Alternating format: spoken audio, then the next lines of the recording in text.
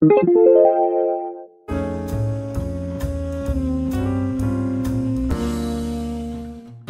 commencer, réalisez 2 pâtes brisées avec 300 g de farine, 150 g de beurre, 1 cuillère à café de sel et 100 g d'eau.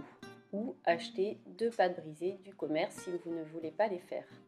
Rincez soigneusement vos magnifiques feuilles d'épinards frais en prenant la peine d'enlever les plus grosses tiges. Préparez une gousse d'ail, un oignon et du persil frais ciselé.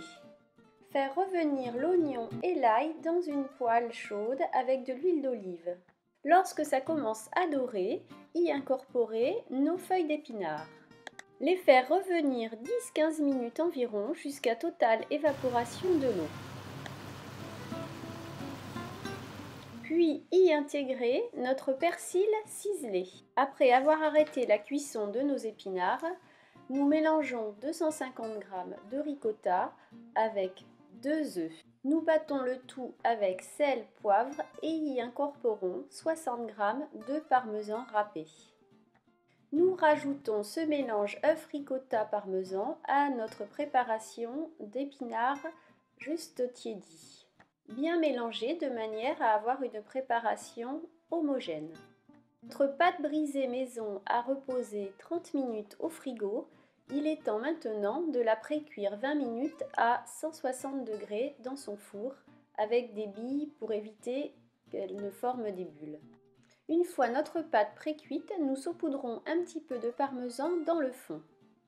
Nous y ajoutons notre préparation aux épinards ainsi que des œufs entiers si vous souhaitez en faire un repas complet.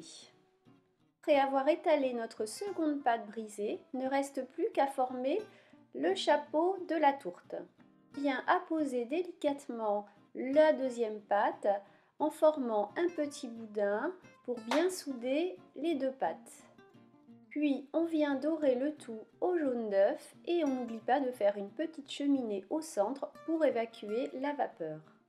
Après 45 minutes de cuisson à 180 degrés, nous obtenons une magnifique tourte bien dorée, bien croustillante que nous allons pouvoir déguster.